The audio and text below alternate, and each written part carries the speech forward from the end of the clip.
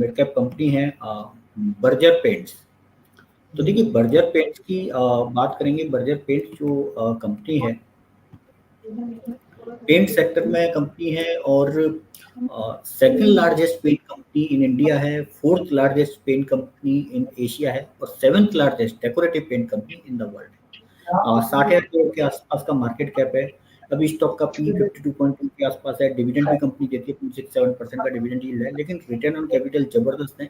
27.6% का return capital है, 23.7 का रिटर्न ऑन इक्विटी है और डेट टू इक्विटी बहुत नॉमिनल इक्विटी है 0.14। इसके अलावा अगर बात करें तो देखिए पिछले 3 साल में कंपनी की सेल्स 18% के सीएजीआर से ग्रोथ हुई है और कंपनी का जो प्रॉफिट है वो भी 18% के सीएजीआर से ग्रोथ हुआ है। लेकिन आप स्टॉक की परफॉर्मेंस देखेंगे तो वहां पे नेगेटिव परफॉर्मेंस है। पिछले 3 साल में 9% का नेगेटिव रिटर्न दिया है। सेल्स जो है पिछले 3 साल में अगर देखें तो देखिए मार्च 21 में 6800 करोड़ के आसपास का सेल था, जो कि बढ़कर 11,000 करोड़ के आसपास का हो गया है और जो नेट प्रॉफिट है वो भी कहीं ना कहीं 720 करोड़ से 1170 करोड़ हो गया है। रिटर्न ऑन इक्विटी पिछले 3 साल का एवरेज रिटर्न ऑन इक्विटी 22% के आसपास है। और देखिए डेट कंपनी के मार्च 22 में 1000 करोड़ के आसपास के डेट थे, जो मार्च 24 में घटकर 750 करोड़ हो गए हैं। लेकिन फिक्स असेट जो इनका कंटिन्यूसली इंप्रूव कर रहे हैं, अपनी कैपेसिटी बढ़ा रहे हैं। 2044 करोड़ के आसपास का मार्च 21 में फिक्स असेट था इनका, वो बढ़कर 3500 करोड़ के आसपास हो गया है। तो कंटिन्यूसली इंप्रूवमेंट है कंपनी की परफॉर्मेंस में। डेटर डेज कम हो रहे हैं, इन्वेंट्री डेज कम हो रहे हैं, वर्किंग कैपिटल डेज कम हो रहे हैं और जो प्रमोटर्स हैं उनका 75% के आसपास का स्टेक है। इसके अलावा एफआई का स्टेक 10.66% है, डीआई का स्टेक 5.17% है। डीआई कंटिन्यूसली अपना स्टेक बढ़ा रहे हैं स्टॉक में।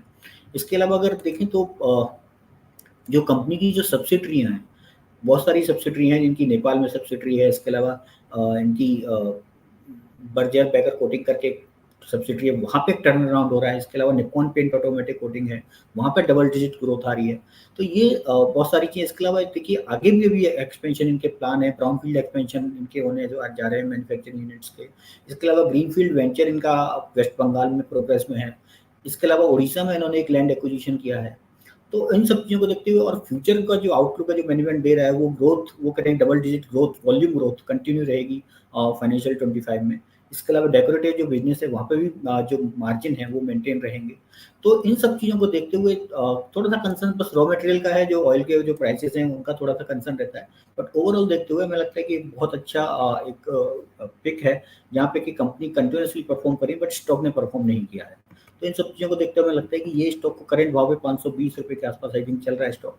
अब करंट भाव पे खरीदा जा सकता है 50% क्वांटिटी, और कोई गिरावट अगर आती है तो 500 के लेवल के आसपास भी स्टॉक को खरीदा जा सकता है। तो एवरेज आपका 510 रुपये के आसपास का लगेगा। और मुझे लगता है कि 3 से 6 महीने में स्टॉक के जो टारगेट्स रहेंगे, पहला टारगेट 600 रुपये का, दूसरा टारगेट 650 रुपये का रहेगा।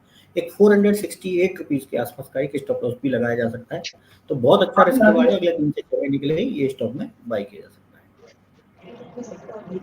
जी, तो बर्जर पेंट्स बहुत सारे फैक्टर्स क्यों बाय करना चाहिए और बता दिए। बहुत सारे फंडामेंटल रीजन, बहुत सारे आपके सामने स्क्रीन पे और बहुत शुक्रिया।